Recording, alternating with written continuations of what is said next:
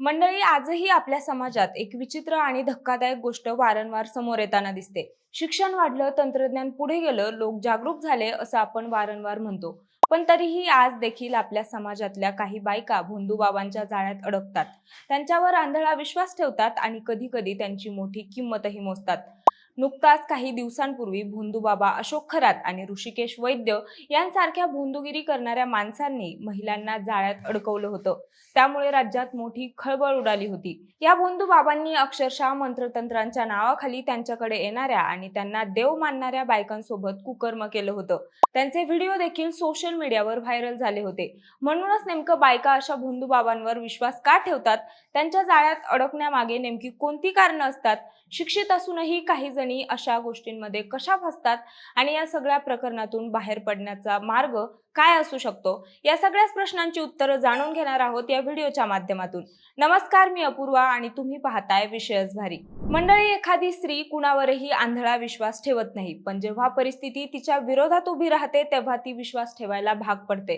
या विषयाकडे नीट बघितलं तर लक्षात येतं की ही गोष्ट वरवर जितकी सोपी वाटते तितकी ती प्रत्यक्षात अजिबात सोपी नाही. कारण इथे प्रश्न फक्त विश्वास ठेवला एवढाच नाही, तर प्रश्न हा आहे मनाचा, परिस्थितीचा आणि समाजाच्या रचनेचा. एखादी बाई अचानक उठून कुणावरही आंधळा विश्वास ठेवत नाही. तिच्या आयुष्यात काहीतरी असं चालू असतं जे तिला त्या दिशेने ढकलतं. त्यामध्ये सगळ्यात आधी येतं पहिलं कारण आणि ते म्हणजे अडचणीच्या काळात आधाराची गरज. आयुष्य नेहमीच सरळ रेषेत चालत नाही. कधी कधी एका मागोमाग एक समस्या येतात. घरात सतत वाद होणं, नवरा बायकोत पटत नसतं, मुलांचं बिघडलेलं वागणं, आर्थिक ताण वाढणं किंवा अचानक एखादं आजारपण. या सगळ्या गोष्टी एकत्र आल्या की माणूस आतून खूपच थकतो. विशेषतः बायकांच्या बाबतीत त्या सगळं सहन करतात पण बोलत नाहीत आणि जेव्हा मनात साठलेलं दुःख बाहेर येण्यासाठी जागा शोधतं तेव्हा कुणीतरी मी आहे असं म्हणणारा माणूस खूप मोठा वाटतो. आणि भोंदू बाबा नेमकं हेच करतात. ते सुरुवातीला काहीही मोठं सांगत नाहीत. ते फक्त ऐकतात. तुमचं दुःख मला कळतं, तुमच्यावर खूप संकट आहेत असं ते म्हणतात आणि त्या क्षणी तो आधार खूप खरा वाटतो आणि इथूनच विश्वासाची सुरुवात होते. यानंतर येतं दुसरं कारण, भीती आणि अंधश्रद्धा. जेव्हा माणूस आधीच अडचणीत असतो तेव्हा त्याला घाबरवणं खूप सोपं असतं. तुमच्यावर काहीतरी वाईट आहे, देव रागावला आहे, तुमच्या घरात नकारात्मक शक्ती आहे, अशा गोष्टी सांगितल्या की माणूस घाबरतो आणि एकदा भीती मनात बसली की तो विचार करणं थांबवतो. त्याला फक्त त्या भीतीतून बाहेर पडायचं असतं. भोंदू बाबा इथे स्वतःला उपाय देणारे म्हणून सादर करतात. हे करा, ते करा, पूजा करा असं सांगतात आणि बायकांना वाटतं हे केलं तर सगळं ठीक होईल. पण प्रत्यक्षात बायका हळूहळू त्या जाळ्यात अडकत जातात. यानंतर तिसरं कारण हळूहळू डोकं वर काढतं, ते आहे भावनिक आणि एकटेपणा. आपल्या समाजात अजूनही अनेक बायकांना त्यांच्या भावना मोकळेपणाने व्यक्त करता येत नाहीत. घरात त्यांचं ऐकून घेणारा कुणी नसतो. त्यांच्या समस्या लहान म्हणून दुर्लक्षित केल्या जातात, पण त्या त्यांच्या दृष्टीने खूप मोठ्या असतात. अशा वेळी जेव्हा कोणीतरी शांतपणे ऐकतो, त्यांना समजून घेतो, त्यांना महत्त्व देतो, तेव्हा त्या व्यक्तीवर विश्वास बसतो आणि या विश्वासाचं पुढे जाऊन सगळ्यात मोठा सापळा बनतो. कारण आता ती बाई त्या व्यक्तीवर इमोशनली अवलंबून होते.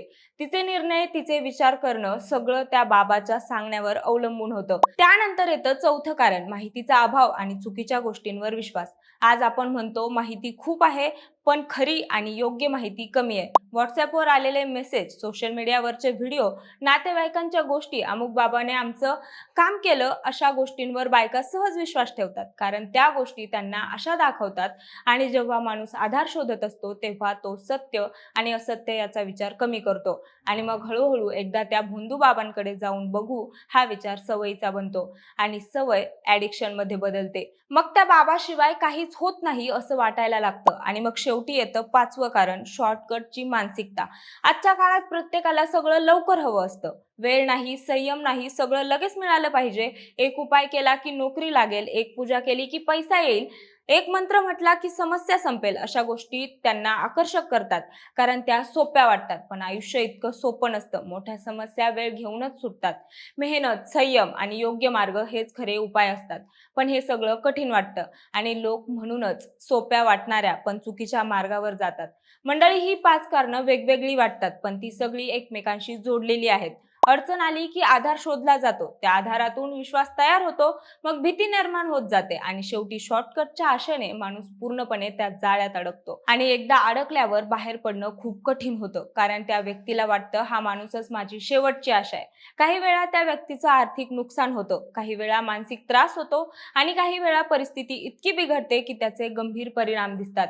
पण मंडळी, याचा अर्थ असा नाही की यातून बाहेर पडता येत नाही. मार्ग आहे आणि तो आपल्या हातात आहे. पण त्यासाठी सगळ्यात आधी गरज असते जागरूकतेची. कोणावरही आंधळा विश्वास ठेवण्याआधी विचार करा, हा माणूस खरंच मदत करू शकतो का, हा प्रश्न स्वतःला विचारा. दुसरा मार्ग म्हणजे घरात संवाद असणं खूप महत्वाचं आहे. बायकांना घरातल्या प्रत्येक व्यक्तीला त्यांचं मन मोकळं करायला जागा मिळाली पाहिजे, कारण जेव्हा घरात आधार मिळतो तेव्हा बाहेर कुठेही जाण्याची गरज पडत नाही. तिसरं आहे योग्य मदत घेणं. आज प्रत्येक समस्येसाठी योग्य तज्ज्ञ आहेत. डॉक्टर, समुपदेशक, कायदेशीर सल्लागार यांच्याकडे जाणं गरजेचं आहे, कारण तेच खरे उपाय देऊ शकतात. म्हणूनच मंडळी, श्रद्धा ठेवा पण अंधश्रद्धा नको. विश्वास ठेवा पण विचार करून ठेवा, कारण तुमचं आयुष्य, तुमचे निर्णय हे तुमच्या हातात असायला हवेत.